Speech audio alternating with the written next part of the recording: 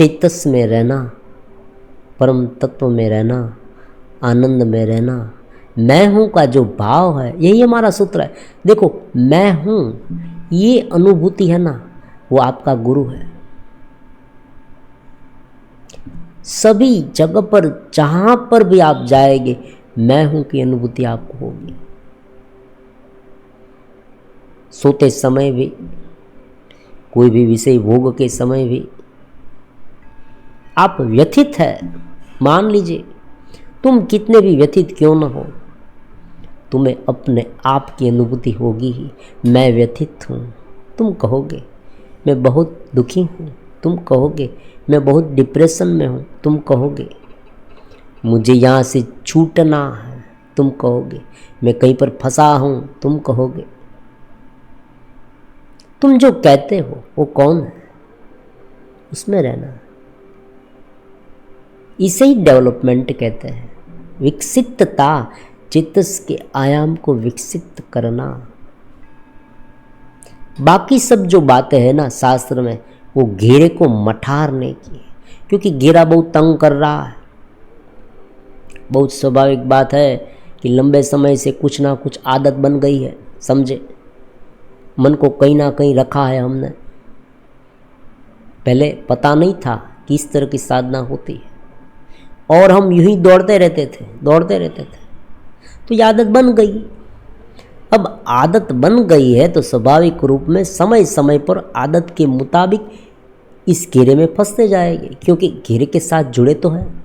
जब तक व्यक्ति इस शरीर के साथ जुड़ा हुआ है, इस घेरे के साथ जुड़ा तो है ना, घेरे के साथ तो है ना। शरीर को अगर मान लीजिए आप चेतस के आयाम में है, लेकिन बहुत स्वाभाविक रूप में आप जागृत स्थिति में हैं, तब आपके शरीर को कोई ईजा हुई, शरीर को कुछ चोट लगी, तो दुख होगा, बहुत स्वाभाविक बात है। तो ये होगा, लेकिन इनमें कितनी सजगता रहती है, ये देखना है।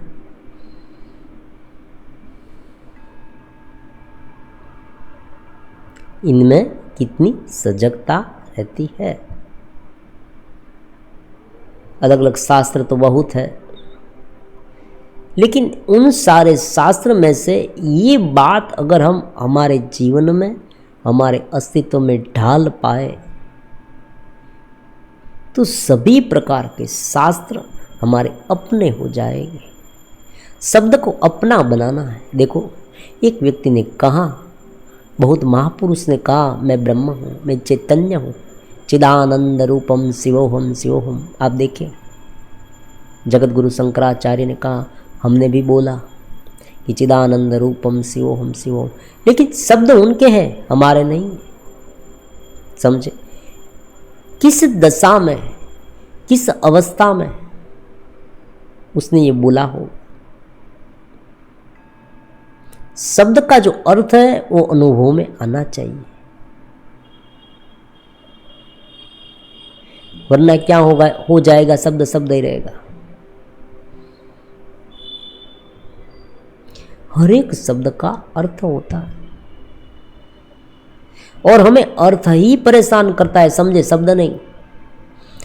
मान लीजिए आप ये कहे कि मैं बहुत क्रोधित हो गया, देखो ये शब्द है, मैं क्रोधित हो गया। शांति से आप बैठे बैठे बोल रहे हैं कि मैं क्रोधित हो गया, ये शब्द है। लेकिन वास्तव में आप जब क्रोधित हो जाते हैं तब क्या होता है, पूरा चेहरा लाल हो जाता है, आंखें इस तरह से होने लगते, तनाव पूरे शरीर में आने लगता है। तुमने ये गलती की ही क्यों, तुम मुझे क्या समझते हो, मेरे सामने तुम बोले ही क्यों। व्यक्ति तिलमिला उठता है, व्यक्ति भीतर से पूरा सुलग जाता है, जलने लगता है क्रोध में। लेकिन शांति से बैठे बैठे बोले कि मुझे क्रोध हुआ,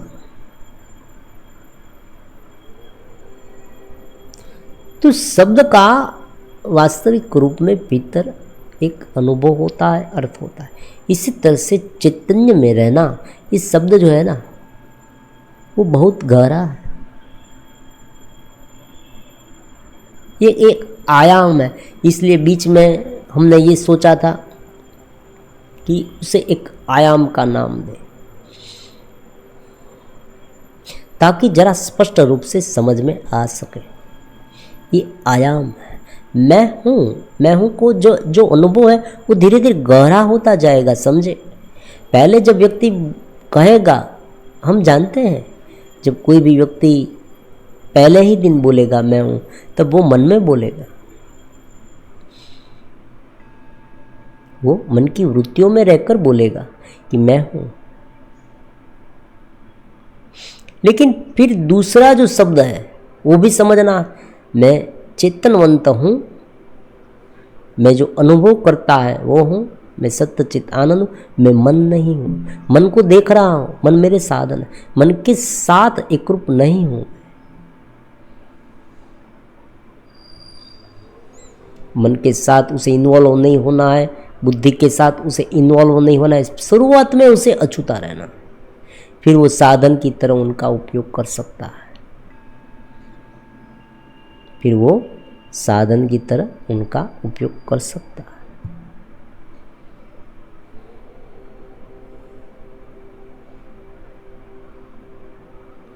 यही बात भगवान ने 6ठे अध्याय में भी अर्जुन को बताई कि सर्वभूतस्थ आत्मानम सर्वभूतानि चात्मनि।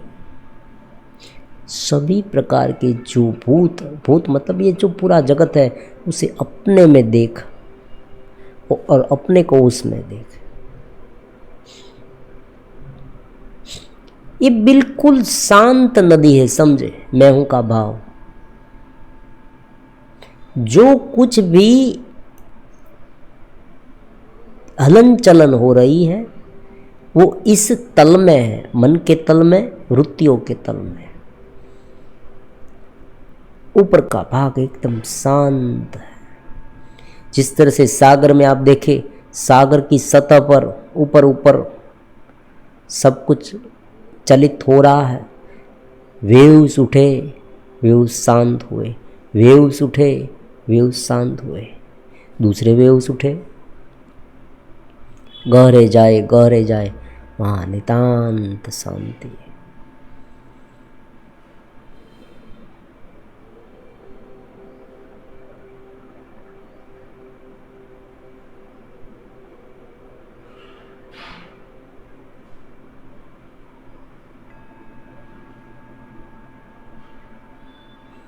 ये अद्भुत है।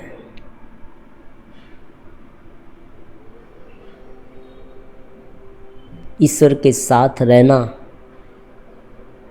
ये क्या है?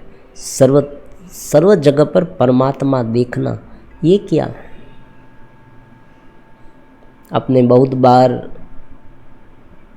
किसी को ये कहते हुए सुना होगा या बुक्स में पढ़ा होगा कि सर्वत्र परमात्मा को देखें।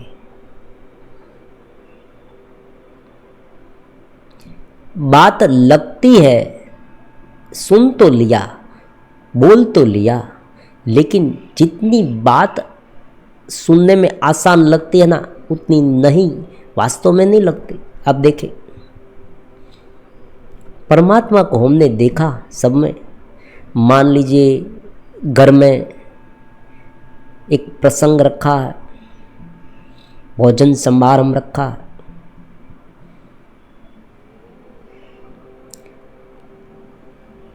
और उस भोजन समारंभ में दूधपाक बनाया है।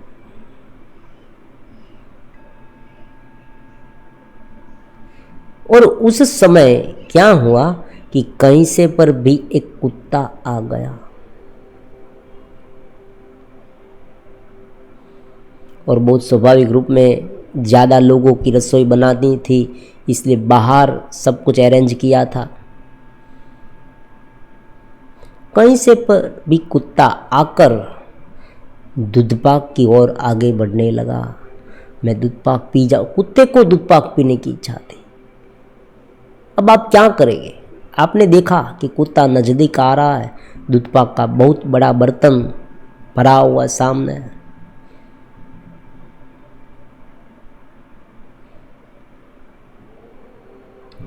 कुत्ते में परमात्मा है, परमात्मा दूध पाक पीने आए तो क्या करेगी?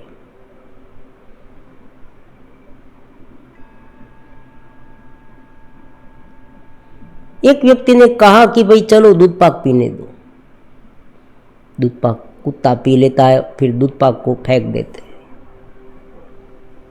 दूसरे व्यक्ति ने समझाया ऐसी बात नहीं, समझो जो परमात्मा दूध पाक पीने आया था उसे वहां से निकालो, क्योंकि बहुत सारे परमात्मा के लिए दूध पाक था। तो इस तरह से समझ को गहरी करनी पड़ेगी। सर्वत्र परमात्मा है, सर्वत्र मुझे देख, उनका कारण क्या है, वो कैसे होगा?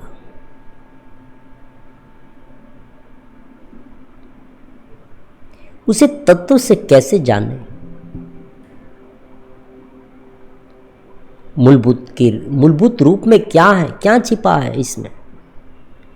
कौन सा ज्ञान बताया गया है? भगवद गीता में लिखा कि सर्वभूतस्थ आत्मानम सर्वभूतानि चात्मनि।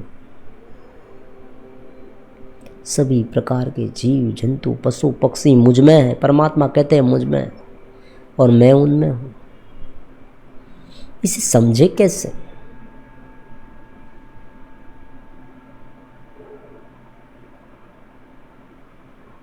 देखो यहां पर ठहरना भी है और गहनता भी धीरे धीरे लानी है, क्योंकि हमें मन से थोड़ा ऊपर उठना है और मन से तब ही हम ऊपर उठ पाएंगे जब गहनता में आएंगे। गहन सोच की सबसे बड़ी लाक्षणिकता यही है कि आपको वो भीतर ले जाएगी, बहुत भीतर ले जाएगी, सोचने में मजबूर कर देगी। शांत रहने में धीरे धीरे ये सोच परमात्मा में विलीन हो जाएगी।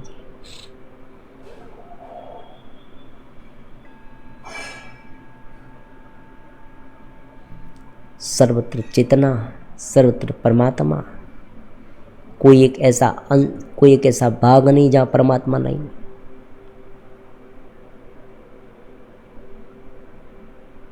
लेकिन ये समझे कैसे? कैसे समझ में आए कि सर्वत्र ईश्वर है?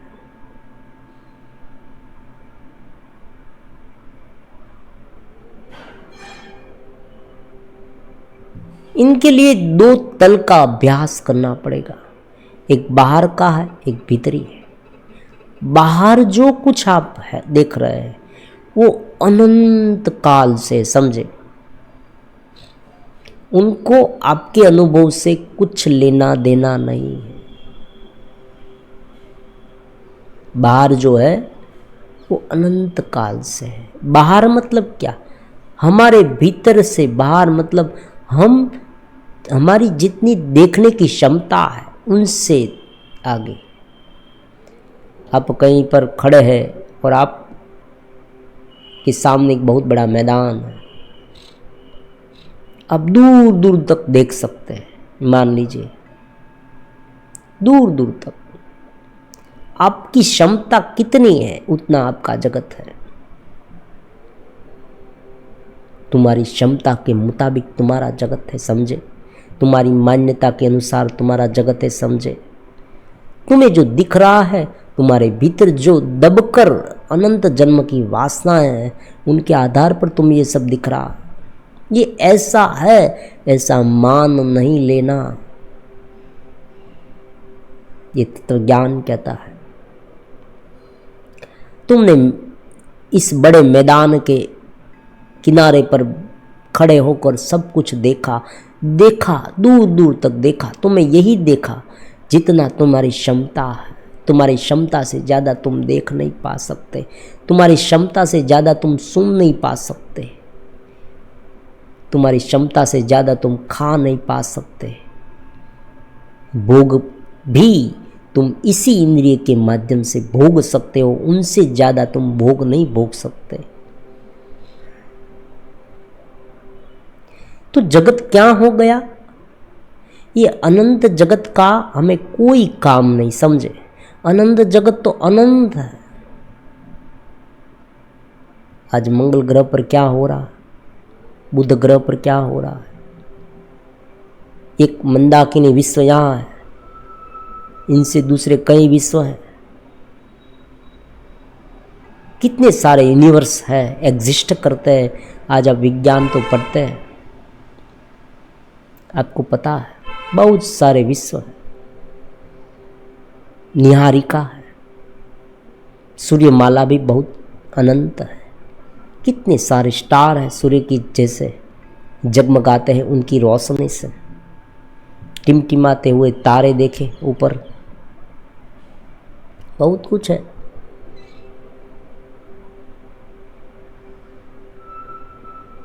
अरे हम जहाँ रहते हैं उनसे भी आगे बहुत कुछ है। आप कहीं पर ट्रैवलिंग कर रहे हैं, देखे कार में तुम घूमने निकले हो, तुम देखो बाहर एक झलक देखो, कितने सारे लोग रहते हैं, उन लोगों की समस्याएं होगी, उनके प्रॉब्लम्स होंगे, उनकी हंसी होगी, खुशी होगी।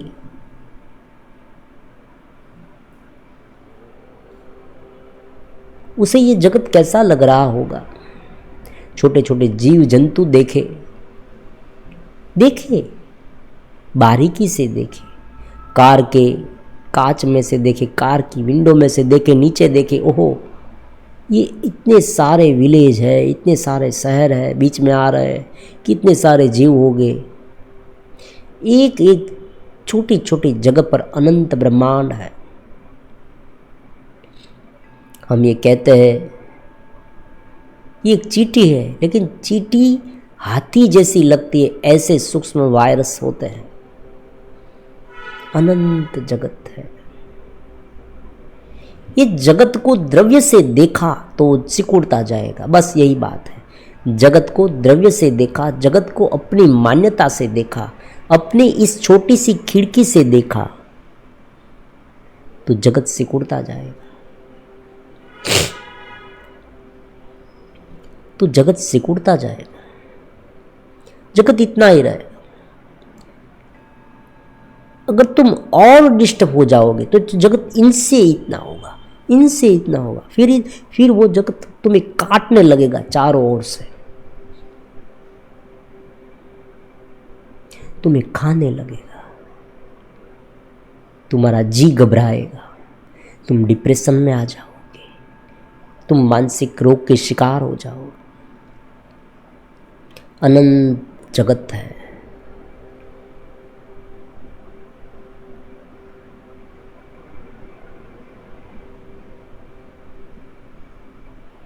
अनंत जगत है।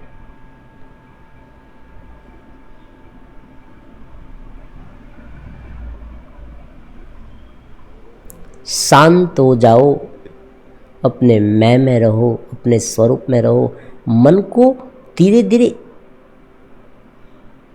देखो, दूर करते जाओ, देखो दूर करते जाओ। मन मेरा साधन है। वर्तमान में तुम्हारे भीतर कौन सी सोच है, देखो बहुत बड़ा सोचो मत, आज का सोचो, अभी का सोचो, इसी क्षण का सोचो। कौन सी सोच तुम्हें आज परेशान कर रही है वो लिखो और उनका विश्लेषण करके समझो कि ये जो सोच है मन की है। मैं सत्य चित्त हूँ, मैं दृष्टा हूँ, मैं आनंद हूँ, मैं का स्वरूप हूँ, मैं उनके साथ लीन हूँ। वो जो धारा बह रही है ना परमात्मा की, उनके साथ हूँ।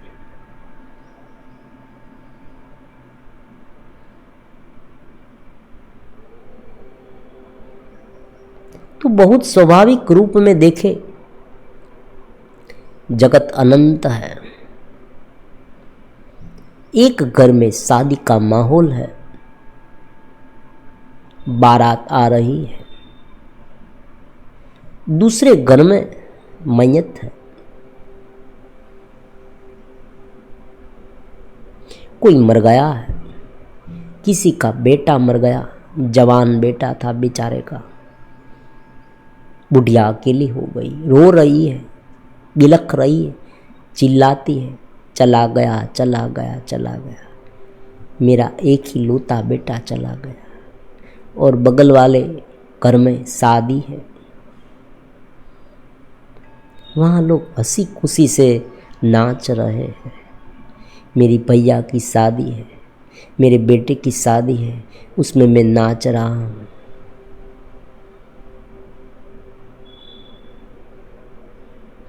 तो यही बात परमात्मा यहाँ कह रहे हैं कि ये जो उत्पात सारे हैं वो घेरे में हो रहा है, और घेरे की दृष्टि से तुम देखोगे तो तुम्हें ये जगत दिखेगा, और उनमें जो शाश्वत दृष्टि है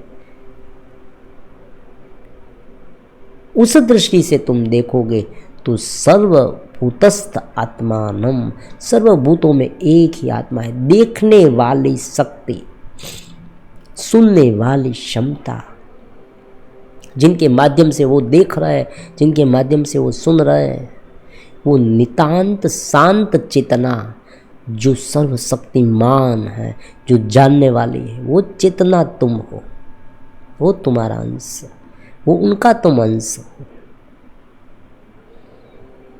तुम्हें इसलिए दिख रहा है कि तुम घेरे के साथ हो।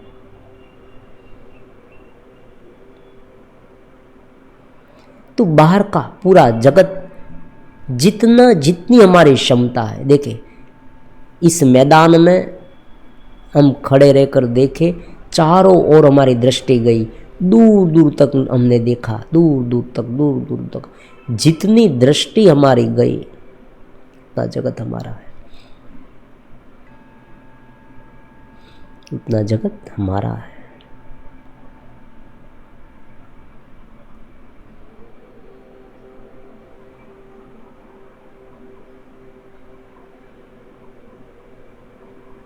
और जितने ऊपर उठते गए जगत पूरा का पूरा बदल जाएगा। जगत बदलेगा मतलब क्या? देखो यहां भी एक समझने वाली बात है। जगत बदलेगा मतलब जगत में कोई अफड़ा तफड़ी नहीं आ जाएगी, वो तो वैसा ही रहेगा। क्योंकि अन्य लोगों के लिए देखो अलग अलग पक्ष होते हैं, घेरे अलग अलग बन गए हैं, हमारा घेरा, आपका घेरा, उसका घेरा। तो हर एक घेरे में कोई ना कोई काम हो रहा है, अनुभव हो रहा है, काम हो रहा है, अनुभव हो रहा है। क्योंकि परमात्मा ने बुद्धि दी है, मनुष्य को कर्तापन दिया है, केवल भोक्तापन नहीं है। केवल अपने हिसाब से चलाना होता अगर इस सारे मनुष्य को, तो उसे अपने स्वरूप की अनुभूति नहीं हो सकती। क्योंकि वो जो है, वो जो जीव है, वो केवल एक टॉयस की तरह, एक खिलौने की तरह बर्ताव करे। मान लीजिए कोई कुत्ता है, तो जैसे जैसे उनमें हार्मोन्स होते हैं, जैसे जैसे उनकी प्रकृति जिस प्रकार से दबाव करती है उस तरह से वो करेगा। प्रकृति पर वो कंट्रोल नहीं कर पाएगा। मनुष्य को बुद्धि दी गई है कि वो अपनी प्रकृति पर कंट्रोल कर सकता है, लेकिन मनुष्य ने क्या किया, उनकी बुद्धि का प्रयोग उल्टी दिशा में करा, वो उनमें फंसा है। वो पशु योनि में से आया है, इसलिए उन्हें अभी उनका भोग की इच्छा ज़्यादा है। तो उसने उनसे ऊपर उठने में जो बुद्धि का प्रयोग करने के बजाय बुद्धि का प्रयोग और ज़्यादा भोग करने में करा, अपना आधिपत्य जमा लो।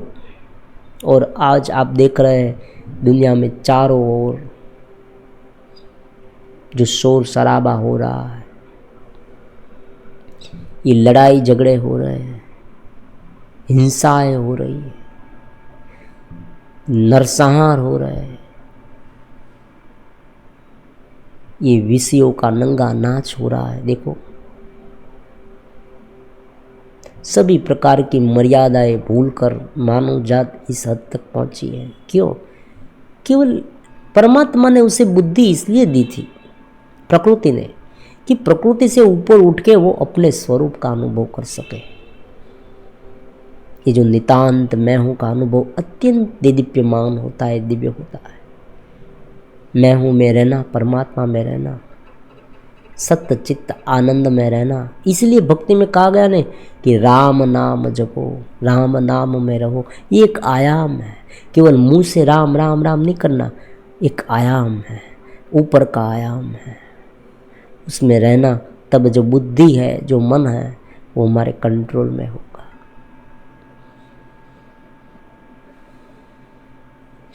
तो मनुष्य ने क्या किया, अपनी बुद्धि का प्रयोग करके ज़्यादा से ज़्यादा विषय भुगत लो।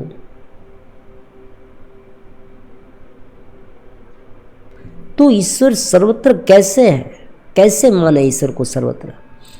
ईश्वर सर्वत्र इस तरह से है कि घेरे के ऊपर ईश्वर है। मतलब घेरे से देखा तो ईश्वर नहीं, अज्ञान से देखा तो ईश्वर नहीं दिखेगा।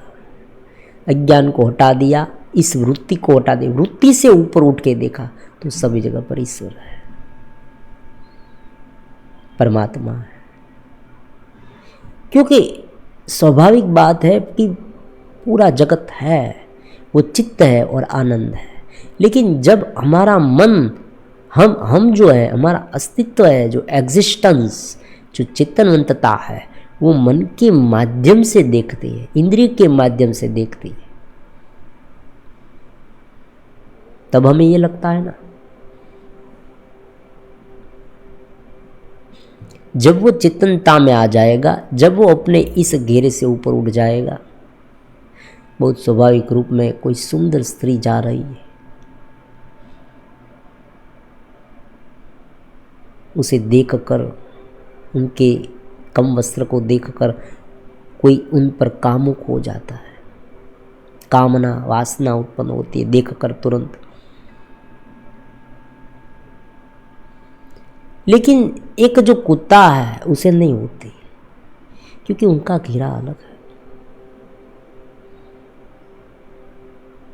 उन्हें उनके सजातीय विजातीय जो आकर्षण है, वो उनके कैटेगरी के जो होंगे उनमें होगी। तो ये हमारे ये जो घेरेपन है, मैं शरीर हूँ, मन हूँ, बुद्धि हूँ, इस घेरे से ऊपर उठने की बात है। अगर इनसे ऊपर उठ गए, उनके साक्षी हो गए, तो ये जगत अलग दिखेगा नहीं। और जगत अलग नहीं दिखेगा तो क्या होगा? नितांत शांति और आनंद का अनुभव, परम तत्व का अनुभव, ये चेतनवंतता का अनुभव एक आयाम की तरह है। फिर हमारा जो सूक्ष्म शरीर है ना, वो डेवलप होगा धीरे धीरे। अब समझे, अब दूसरी बात आ गई। तो क्या ये बाह्य जीवन व्यवहार है, उनका क्या? जिस तरह से वो कुत्ता था, दूधपाक पीने आया था, तब हमने जो विवेक ज्ञान का उपयोग किया वही जगत में करना है। लेकिन देखो, यहाँ पर क्या करना है क्या नहीं करना है, इनकी चर्चा कभी नहीं करनी है, क्योंकि वो अपने आप मालूम हो जाएगा। शुरुआत में घेरे को ठीक करने के लिए सब कुछ नियम है, समझे, सभी प्रकार के नियम है इस घेरे को मठारने के लिए। घेरे में बहुत सारी विषय वासना है। ये जो घेरा है वो पड़ा रहता है, शरीर पड़ा रहता है, पड़े रहने की आदत उनमें बन गई है। तो उनसे ऊपर उठने के लिए सभी प्रकार के अलग अलग उपाय है। 3 स्टेप ब्रीदिंग, देखो जैन योगा में है 3 स्टेप ब्रीदिंग। गहरे सांस ले, धीरे धीरे रोके, धीरे धीरे छोड़े, ये 3 स्टेप ब्रीदिंग। आहार पर नियमन जो है वो सब क्यों है? क्योंकि चेतन मंतता ज़्यादा डिस्टर्ब ना हो। अभी बनी नहीं है, एक बार बन जाए, घटित हो जाए, मैं का जो स्वरूप है, जो हमारा आनंद है, अनुभव है, शुद्ध मैं का अनुभव होने लगे, हम उसमें कितने रह पाते हैं, ये बहुत महत्वपूर्ण है।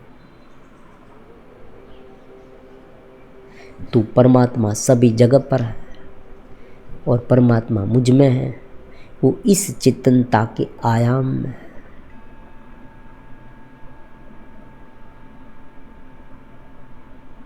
उसे सर्वत्र ब्रह्म दर्शन कहते हैं।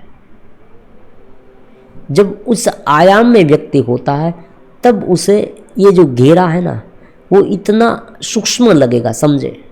इस घेरे में से वो नहीं देखेगा, उनकी दृष्टि चेतनता में से बाहर आएगी, प्रगटेगी, और इस चेतनता वाली दृष्टि से वो सभी चीज़ को देखेगा तो उसे बहुत शांति, बहुत आनंद अनुभव में आएगा। और वो देखेगा कि ये सब में यही परमात्मा है। वो एक पेड़ को, मैंने एक बार कहा था ना कि पेड़ को आलिंगन करने लगेगा। जब मैं साधना की स्थिति में था, फिर धीरे धीरे ये पहली दफ़ा चेतनवंतता उत्पन्न हुई, ये प्रकट हुई, अनंत आह्लादकता। छोटी छोटी बात हमें इतनी अच्छी लगने लगती है, छोटे छोटे जीव पर इतनी अनुकंपा उत्पन्न होती है, इतना प्रेम उत्पन्न होता है।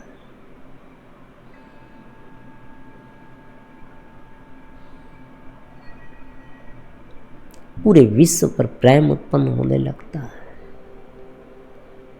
आनंद उत्पन्न होने लगता है। वृक्ष को देखा, पेड़ को देखा, आनंद ही आनंद। छोटी सी चिड़िया इधर उधर दौड़ रही है, उड़ रही है, आनंद ही आनंद।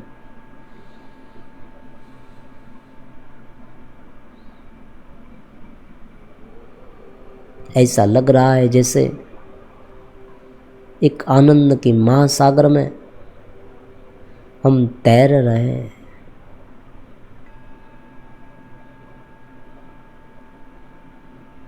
और इनसे गहरा अनुभव शरीर से भी ऊपर उठ जाना।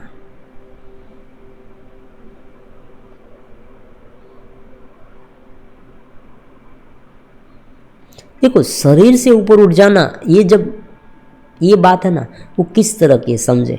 शरीर का बान भूल गए मतलब पैरालाइज्ड हो गए, ऐसी बात नहीं। कोई लोग को ये होता है मन में कि भाई शरीर का भान भूल जाना मतलब शरीर बेकार हो गया, ऐसी बात नहीं। शरीर चेतनवंतता से इतना भरपूर हो जाता है, साधक उस आयाम में है, चेतना के आयाम में, तब उसे शरीर का घेरा नहीं लगेगा। वो शरीर का बोध है ना, वो उस शरीर में भारीपन लगना, शरीर में आलस्य आना, वो मान लीजिए वो 1-2 घंटे क्या 3 घंटे क्या पूरे दिन बैठा है, लेकिन उसे उनका भान नहीं, बोध नहीं, ये बात है। सामान्य जो साधक है वो आधे घंटे से ज़्यादा एक स्थिति में बैठेगा ना तो उनके पैर जवाब दे देंगे। शरीर उनका एकदम भारी हो जाएगा, मन में उबासी आने लगेगी, ये सब वो सब, कुछ खा लो कुछ पी लो ये सब होगा, लेकिन वो नितांत शांति में इतना डूबा हुआ है, पूरी तरह से जैसे कोई अद्भुत चेतना उन पर वरस रही है चारों ओर से, पूरी ब्रह्मांड ये चेतना, और वो उनका अनुभव कर पाता है।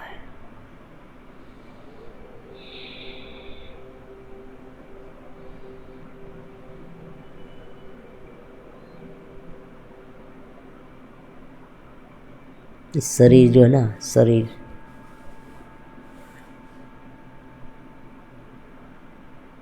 उनका बोध नहीं रहता, मतलब हाथ वो हिलाएगा तो भी उसे इतना ये जो हाथ है वो उनको इतना डिस्टर्ब नहीं करेगी, वो भूल जाएगा कंप्लीटली। देखो यहाँ पर एक छोटा सा अनुभव सबको होता है, सभी को होगा। मान लीजिए कोई चीज़ बहुत आपको पसंद है, क्रिकेट है, म्यूज़िक है, तब आप म्यूज़िक सुनते सुनते आप देखो कितने स्तब्ध हो जाते हैं, भूल जाते हैं सब कुछ। आप कहे कि मैं भूल गया, तो उस तरह से वो चेतनवंतता के आयाम में मन से ऊपर उठ जाता है। मैं सत्य चित्त आनंद नितांत शांति में, फिर कोई शब्द नहीं होते हुए भी वो उस चेतनता में लीन हो जाता है। यह अद्भुत अनुभव है।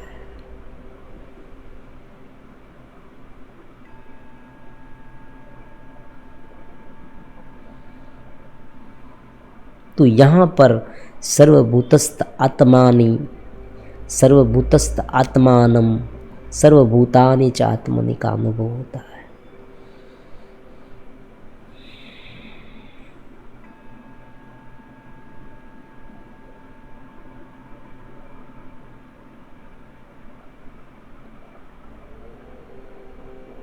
उसी अनुभव में वो जो साधक है हमारे, देखो यहीं पर हमें पता चलता है साधक जैसे ऊपर उठते हैं, जुड़ते हैं,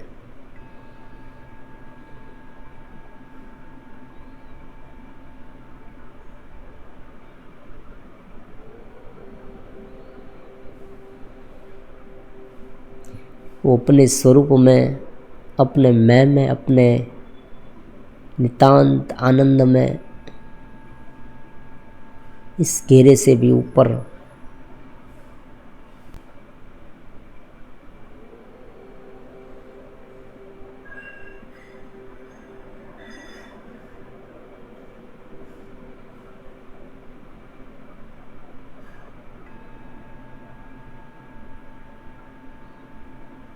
अष्टवक्र गीता में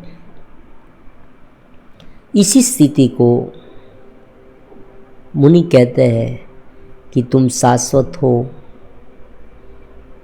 तुम आनंद हो, तुम मुक्त हो, तुम बुद्ध हो, तुम साक्षी हो, तुम्हें शूद्र शरीर नहीं हो, तुम्हें शूद्र मन नहीं हो, तुम ये मन के विचार नहीं हो। अब देखो एक सुंदर सी बात, एक सुंदर सा एग्जाम्पल बीच में ले लेते हैं, फिर ये वीडियो पूरी करते हैं।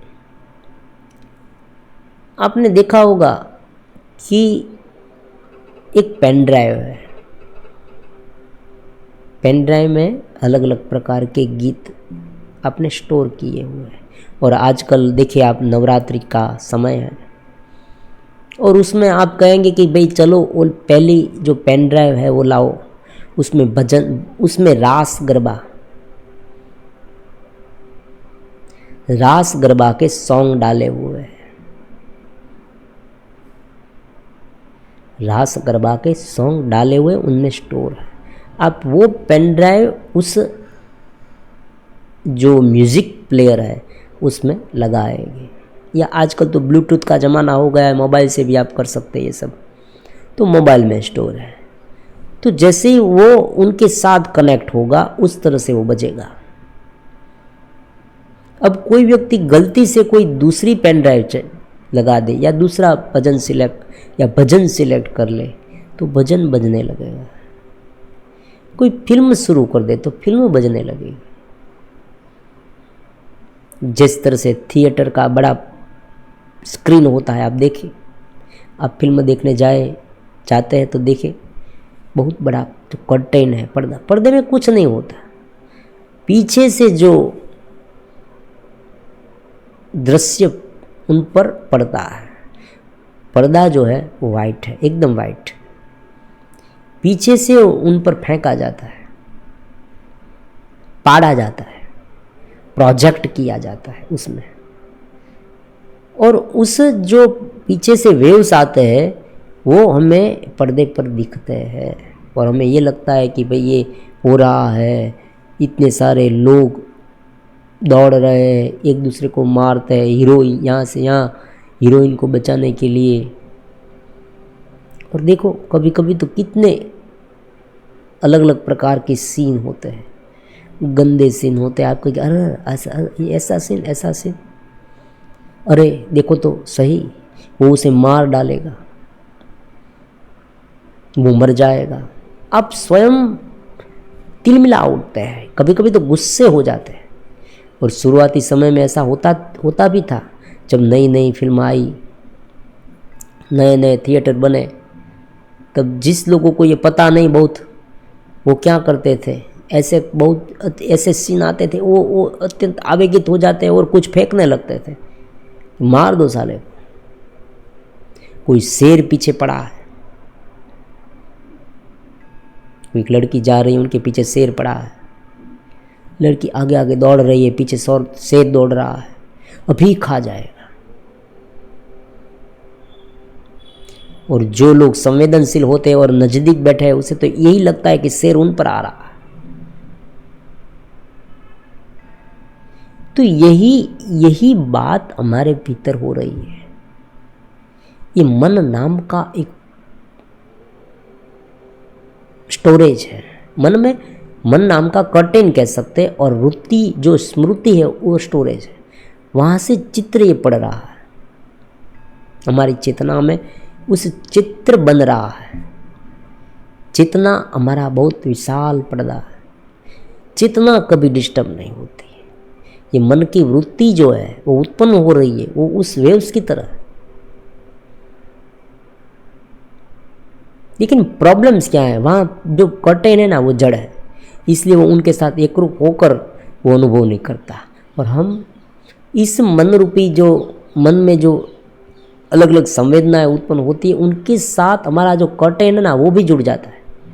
इसलिए स्वयं चेतनवंत होने के कारण वो मन में जो उत्पन्न हो रहे वेव्स है वो मेरे है ऐसे मान कर वो बर्ताव कर रहा है। मन में ये उत्पन्न हुआ तो वो रोने लगता है, हंसने लगता है। उनका ओरिजिनल जो स्वरूप मैं का है वो सत्य चित्त आनंद है। उसी स्वरूप को हम आयाम कहेंगे चेतना का, चित्तस का आयाम।